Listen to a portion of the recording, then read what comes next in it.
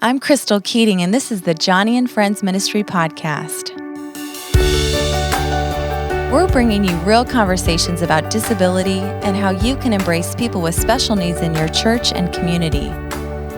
This October, as we honor Down Syndrome Awareness Month, we are sharing a new resource for special needs parents called My Baby Has a Disability, Life-Giving Questions and Answers. Please visit johnnyandfriends.org/podcast to download your copy.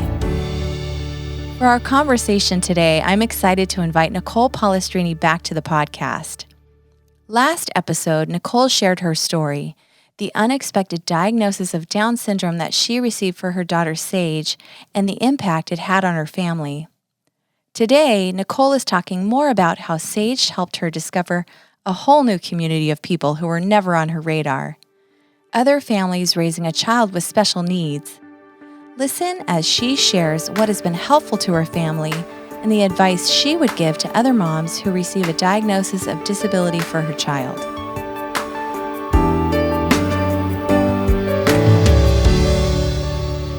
I am thrilled to welcome back Nicole Pollastrini today to the podcast as we sit down for another honest conversation about being a special needs mama and entering a whole new world of the disability community. It's great to talk with you again, Nicole. Thank you. It's great to be back. Thank you. We had such a great conversation last time, but for those who may be hearing you for the first time, can you give us a little snapshot of your life, especially as a special needs mother? Sure. So I have 3 kids. I have a 10-year-old, a almost 3-year-old with Down syndrome, and a 5-month-old baby. You're busy. I am busy. We found out that our daughter had Down syndrome while I was pregnant. And so that has been a journey since even before she was born. We do a lot of therapies. We're always at the center getting her therapy, always in PT, OT, all the things. It's a very busy life, but it's very exciting. She's just so much fun and such a joy and such a blessing that I know we're just happy to run all the errands, do all the doctor's visits, do all that. So yeah, we have 3 active children and we love the Lord. We do a lot of outreach. We do a lot of homeless outreach in the community. Yeah. And so you're walking with the Lord and you're caring for your children. And, one of the things that we really talk a lot about here at Johnny and Friends is families impacted by disability often feel isolated. yes. They feel isolated in their own communities. They feel sometimes excluded from the life of the church. And, our mission is to help churches welcome and embrace families impacted by disability. Yeah. And one of the things we didn't get to talk about last time, which I think is just so foundational, is the role of community Yes. in your family's life. And you said something really interesting to me off air that really stood out to me. And that was that before your daughter Sage was born, for you, disability wasn't even on your radar. No, Okay. not at all. Talk about that. Okay.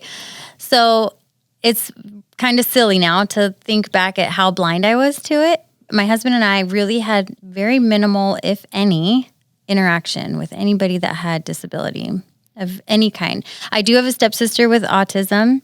I didn't at the time have any friends that had kids with autism. She was pretty much the only one. But she lives in Santa Barbara. I don't see her as often. And so I was aware of autism, but going to the grocery store, or going to the mall or anything like that, it just never stood out to me, I guess. Right. And even when we found out that we were having a baby with Down syndrome, I asked my husband, do you know anything about this? Right. And the only thing he remembered was he used to go to a Bible study in his early 20s where the family had a daughter with Down syndrome and she would scoot around on her bottom through the house. And he thought that was the cutest thing ever. And he's like, they had a really cute baby with Down syndrome. But that was it. We didn't have any clue about anything related to disability. Right. It wasn't part of your world. It wasn't. And it's so interesting to me that now I think what else am I missing? Right. What else in the world am I missing? Who else am I overlooking? Because I literally had no connection to the world of disability at all. In fact, when we started looking stuff up, when I got the news of my daughter, I thought, she's going to die young because they die young. This is what you find on the internet. Oh, their lifespan is 17 to 30 years. And you think, oh my gosh, she's going to die little. She's not going to have the chance at life. We're not going to be able to do anything. We just had no clue. I mean, all that information is wrong now that we're in it with her. We know that that's wrong. But yeah. Yeah, you're learning so much online because it's not part of your daily interactions with a community. Oh yeah, that's where I went first was Instagram, honestly. I was like, I was looking up hashtag Down syndrome to see like what was going to come up. And that was the real part of it. I mean, you get a lot from the doctors, but to see moms that had kids with Down syndrome, I hadn't. Even I would look through pictures and tell my husband, look how cute this little girl is. What if our baby looks like her? She has dark hair like us. And look at this one is so cute. I would look at pictures and be like, look at this little girl with Down syndrome. She's so cute. So that was how much we knew of it. Yeah, that was your way of trying to get connected. Yeah. Totally. So, with Sage's diagnosis, your eyes were becoming open to a world of families. Yes. That are facing many of the same circumstances that your family was facing. Yes. I mean, did you begin connecting with these families, or were you content to stay kind of in your circle of friends? I mean, did you even know what needs your family might have as you entered this new world of special needs? What's really funny about that is that we didn't know what our needs were, but God knew, and He brought people into our lives to meet needs that we didn't even know we had, if that makes any sense. It does. We have great therapists who are they're like Sage's second grandma and auntie. And like I know it's like a professional relationship, but we have gotten so close with them. And they were the people who are like, oh no, she's doing totally fine. Have her do this, have her do that. She's going to be great at this. And so we had a lot of people that were just telling us like, no, she's doing great. She's right on track. She's developmentally, this is where she's supposed to be. Because I think since none of my friends had kids with any disabilities, it's hard to not compare. And so we would go to play dates and I would think, oh gosh, they're babysitting up now.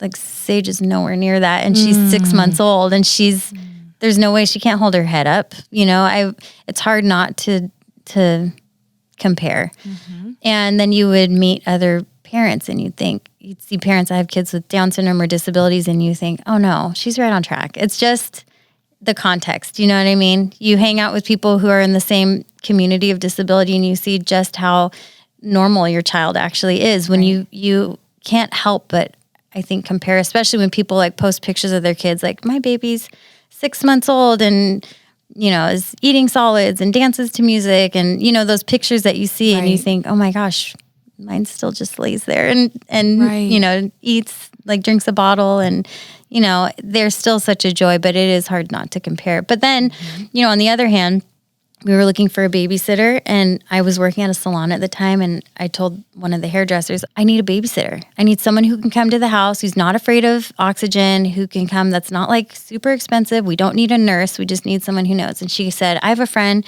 that has a son with Down syndrome. Let me give you her number and maybe she'll see. So she called this girl and she said, oh my gosh, does she have Down syndrome? I'll babysit her. So I met this woman. Is so good. Oh, he's so good. So I met this woman. Her name's Brandy.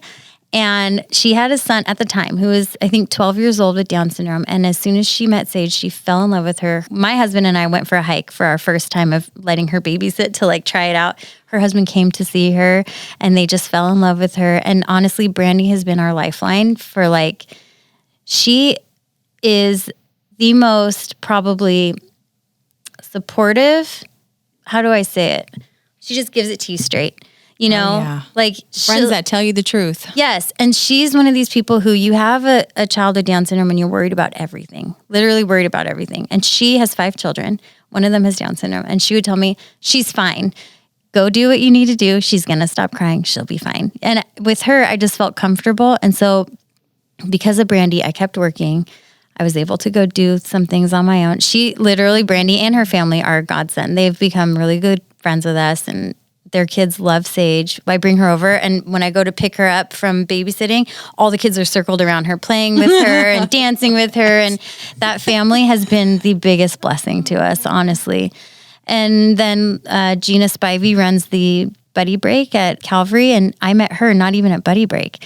I brought Sage in with me to pick up my son from VBS and she was waiting at the entrance for something else, and they caught each other's eyes from a distance, and she was like, give me that baby. And she just took her from my hands and said, go get your child, and when you come back, she'll be right here.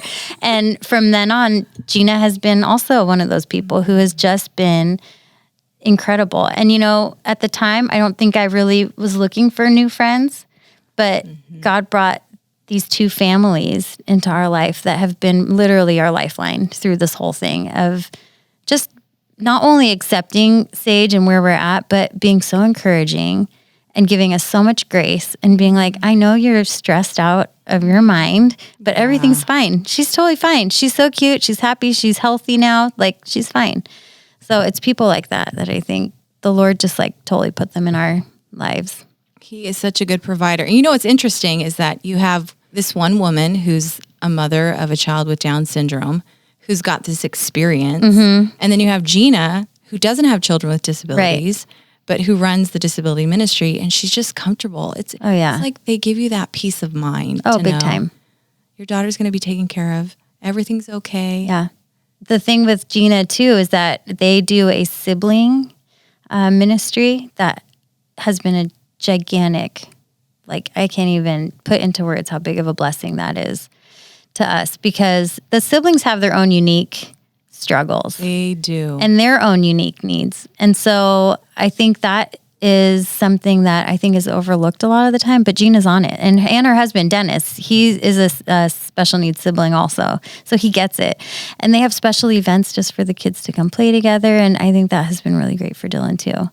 And, the Lord knew that was what we were going to need eventually. And so he just put all the wheels into motion, and it's really cool how that happens. He's so faithful, He is so faithful. Yeah. We had Dennis Spivey on the podcast actually as a sibling. Oh, he's awesome. Just somebody with a disability. And that was such a great conversation. So if you're listening and you haven't heard that conversation, go to johnnyandfriends.org/podcast.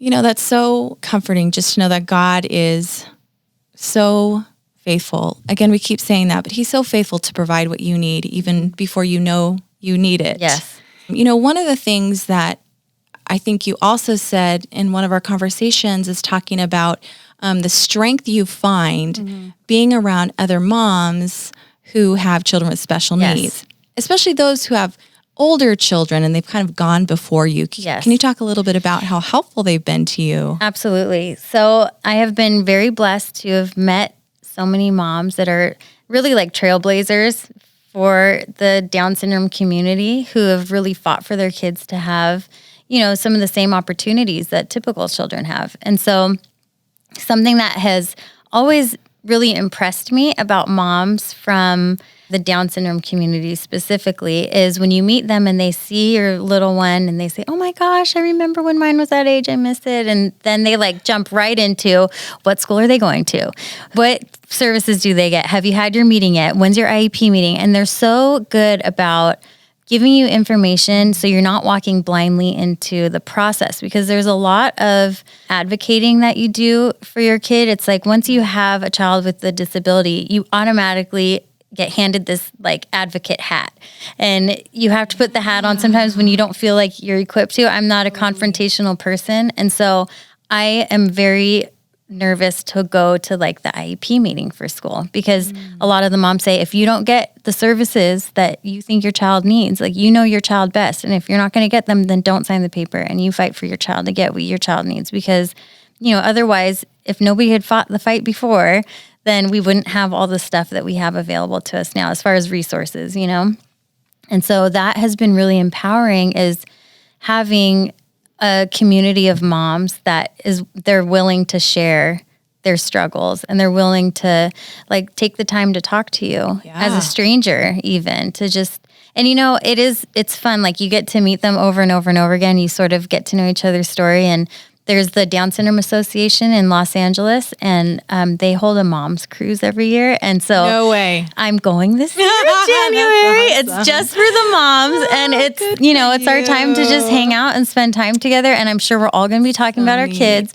But, it really is a community that it is a huge honor to be part of that community, because it's moms who have walked through some really tough stuff and come out on the other end with so much wisdom. And it takes a village to raise any child. Yes. It really does. And especially somebody who has special needs, you want to do what's right for your child. And, it's like uncharted territory.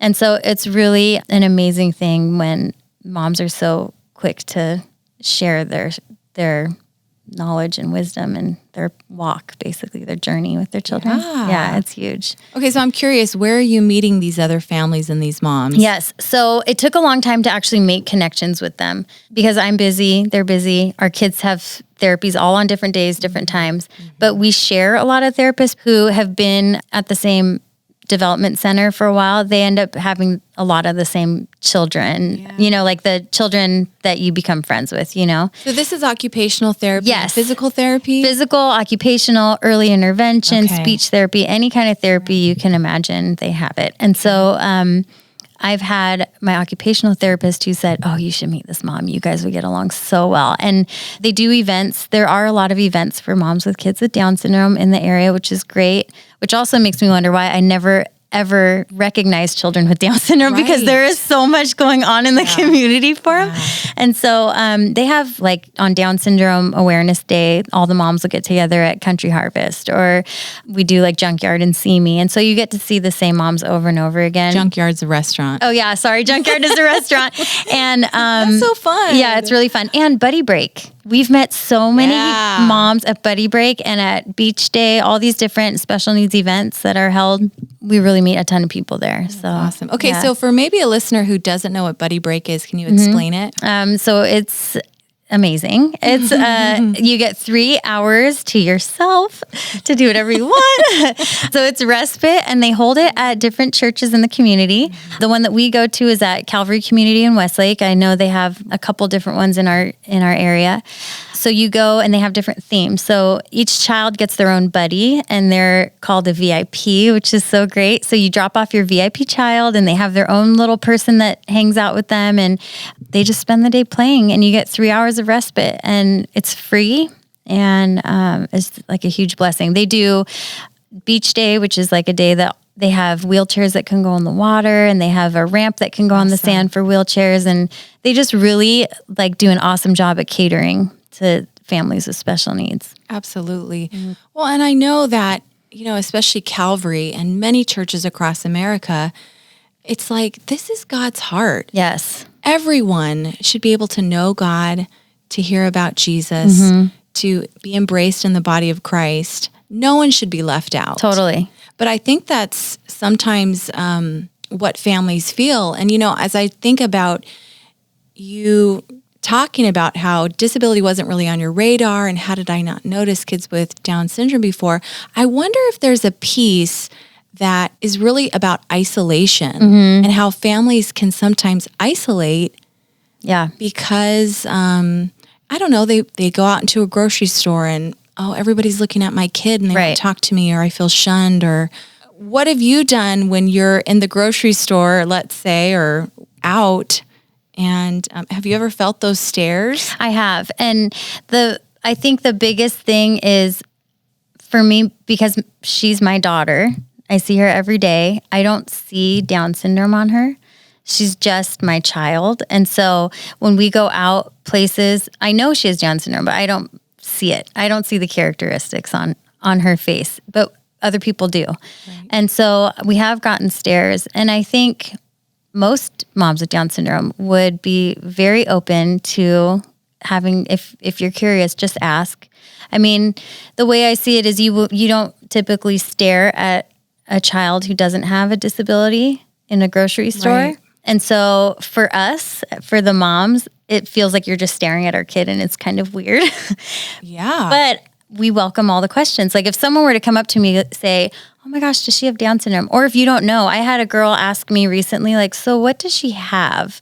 And I was really thankful for the opportunity to share, because as like we also have the advocate hat. We're also like ambassadors, I like to say, of the disabled community.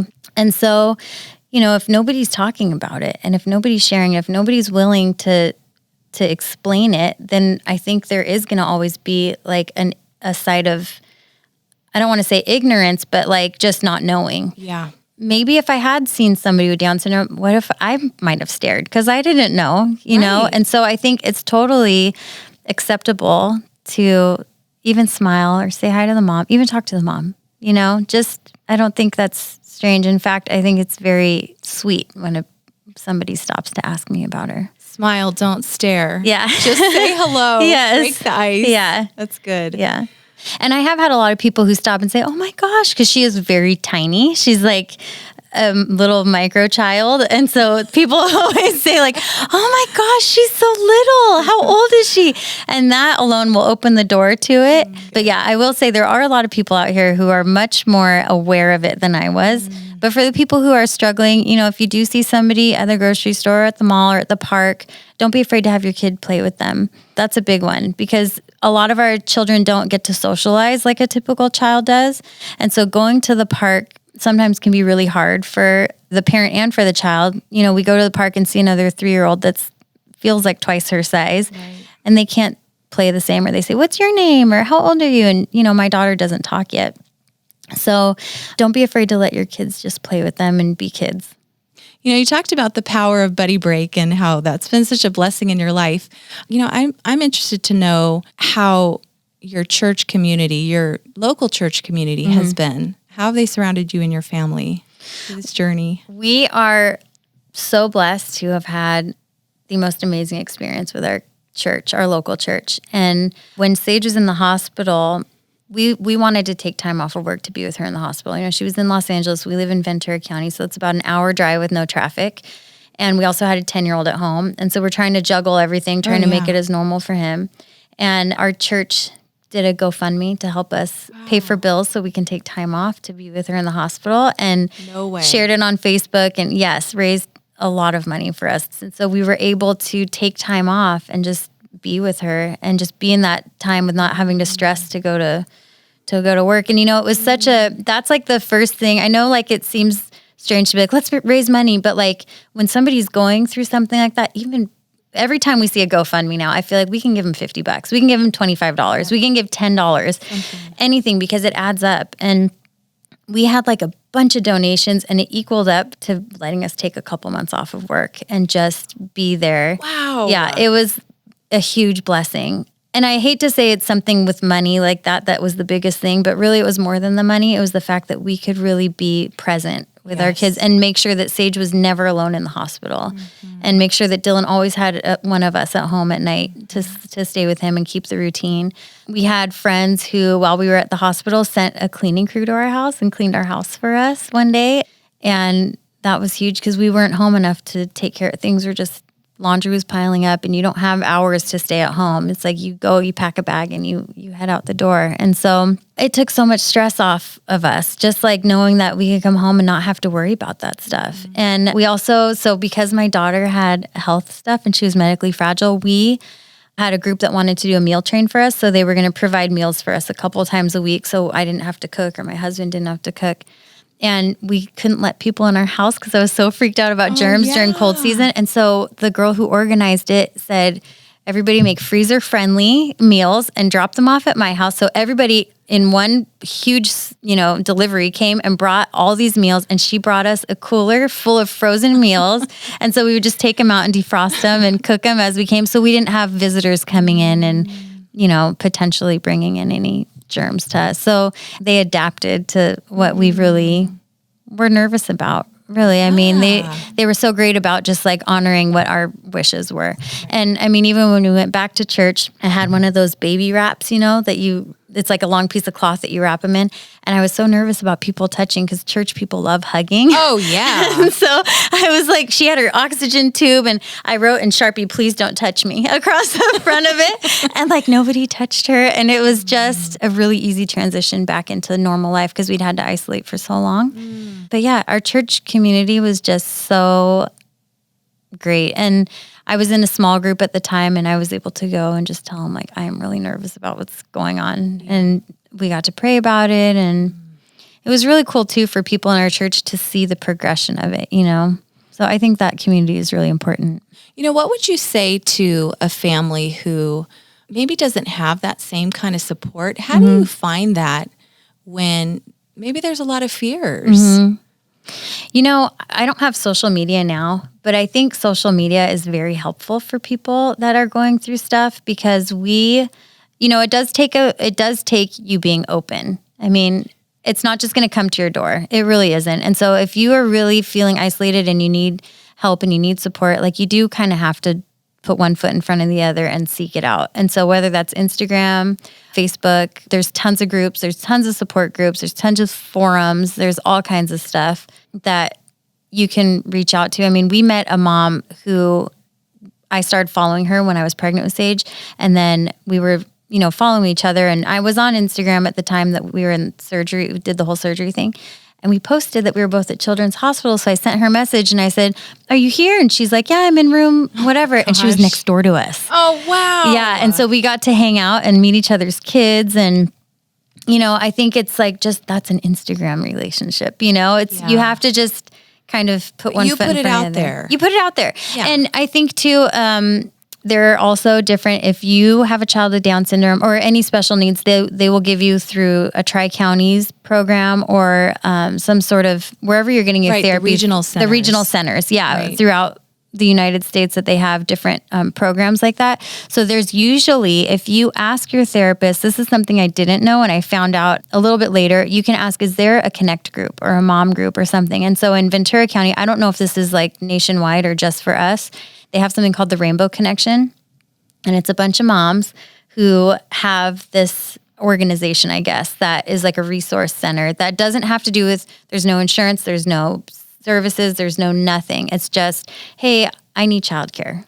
Or like, hey, does anybody want to go to the park? Things like that. Wow. And so it's called the Rainbow Connection. And so you can ask one of your therapists, like, is there a social connect group or something like that?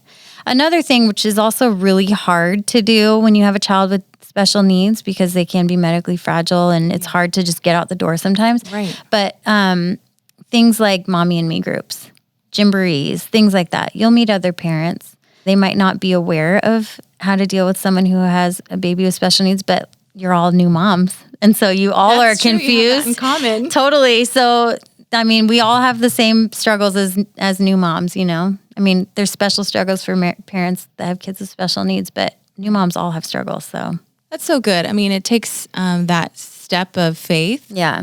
Probably say that you prayed and constantly asking God. And, Johnny and Friends also has many different offices all over the U.S. So if you're listening today and you think, I don't know of a disability-friendly church in my area, contact us. Go to johnnyandfriends.org/podcast and send me a message. And I'd love to connect you with a local Johnny and Friends location. Mm-hmm. And we'd love to just introduce you to some of the churches in the area that are great supports for families impacted by disability, for sure. Mm-hmm. Yeah. So you're a mother of 3 kids, 10-year-old, almost 3, and another baby under a year. And I hope you don't mind me asking this, but were you fearful at all about having your 3rd child after the diagnosis of Down syndrome with Sage? I was, but at the same time, I was secretly hoping that I'd have another baby with Down syndrome because they're just like so great that I was like, oh, I mean, we'll do it. We'll do the test, I guess, just to find out. But honestly, we would have 100% welcomed another baby with Down syndrome. So we got it back and I was like, there was a teeny tiny part of me that was like, darn it, she doesn't have Down syndrome. I mean, we're so thankful for our 3rd baby, but that's just, your heart has just swelled, if I could say. Your heart has just grown in love for your daughter. And honestly, I mean, eventually in the future, my husband and I would love to adopt a baby with Down syndrome. And I feel like there is a huge need for parents that are looking to adopt. If you have an open mind and open heart to children who have Down syndrome, there is a gigantic need for it. And I mean, honestly, they're such sweet people. Mm-hmm. If you could throw me on a deserted island full of people with Down syndrome, it would be the best thing ever. So yeah. A lot of love. Oh my gosh. Sure. So many hugs, so many kisses. Yes. Well, and as you think about your future, what are your hopes for your children? Mm-hmm.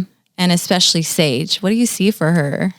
Well, I think for all my children, our biggest thing, we want them to love the Lord, no matter what their path is in life. I think that's the biggest thing. We really want to have children who are confident and have good character and love the Lord and have a servant's heart and all those things. Those are all things that we want for all three of our children, no matter what. And, I don't ever want my typical children to feel like they can't live their lives because they have to help with Sage. Because, the reality is she's going to be with us forever. And I don't want Sage to ever feel like she is different.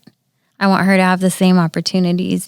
Whatever, if she wants to do dance, she can do dance. I'm not ever going to hold her back from that, or whatever it is. I don't want her going through life feeling like she's different than her siblings. And so I think, the biggest thing is I just want them to grow up having an identity in Christ, having hopes and dreams and goals and likes and dislikes and all the things you want for your children. It's the same thing I want for Sage. I mean, I do worry about if something happens with my husband and I. That's like a big worry that I have. And a lot of parents who have children with disabilities have expressed that. Yeah, it's huge.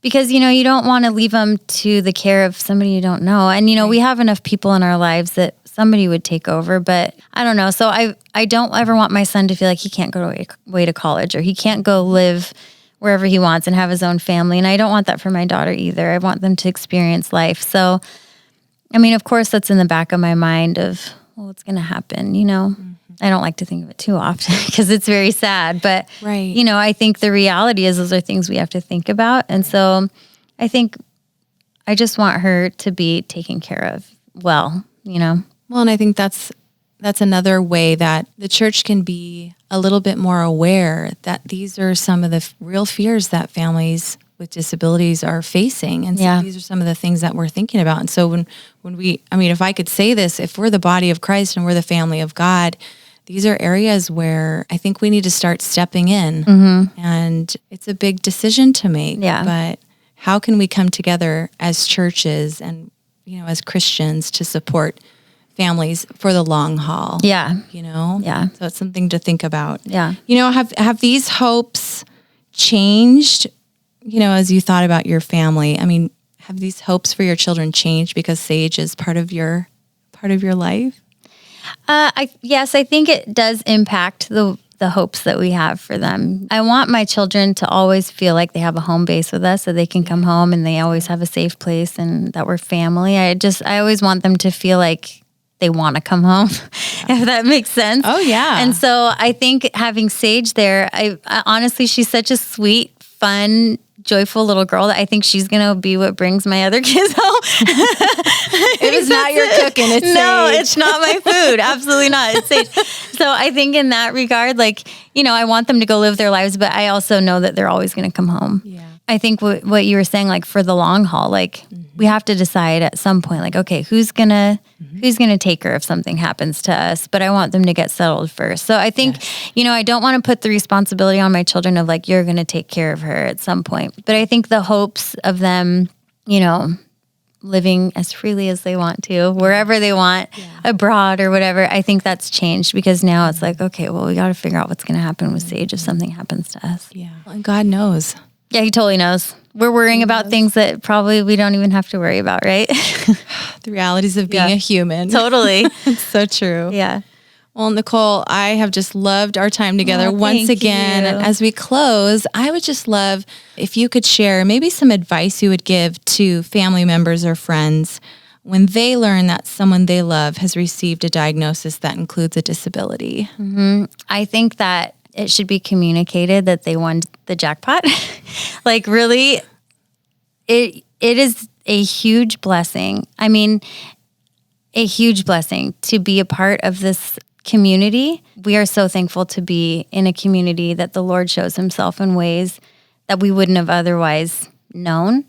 And so really, when you have a child with a disability, you hit the jackpot because not only do you get your child with a disability who will teach you so much about life and the Lord and love and family and all of that, I think even bigger than that is you learn so much more about God's people and his heart for people and just how complex and how thoughtful and how wonderful he is to us and how faithful he is because they're entering into this world that seems unknown to us, but he totally is in control of it. And so, I think if somebody had told me after I said my daughter's going to have Down syndrome, to say, you just hit the jackpot. You have no idea how wonderful this is going to be. Your life is going to get exponentially better because of having a child with Down syndrome.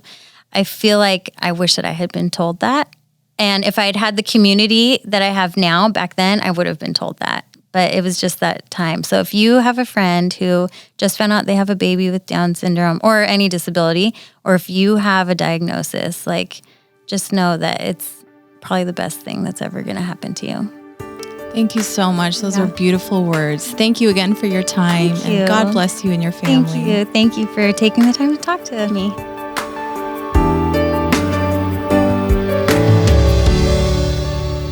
What a great conversation and advice from Nicole. The diagnosis of disability for her daughter, Sage, opened up her world to the community of other parents who are facing similar challenges, giving her the support and strength she and her husband needed. She experienced so many blessings from God, especially through the outreach of Buddy Break and her church. If you'd like to be connected with a Christ-honoring, disability-friendly church, contact me at johnnyandfriends.org/podcast. And while you're there, be sure to check out a picture of Sage. She is so adorable. And if you know a mama whose world has recently been rocked by the diagnosis of disability for her baby, please share this podcast with her. You can also download a copy of our new booklet, My Baby Has a Disability, Life-Giving Questions and Answers, at johnnyandfriends.org/podcast. I'm Crystal Keating. Join me again next week as I talk with Benitha Reisner, author of the book, The Scars That Have Shaped Me. You won't want to miss her heartfelt conversation about experiencing the faithful presence of God through life-altering disabilities, losses, and pain. Join me again next week on the Johnny and Friends Ministry Podcast.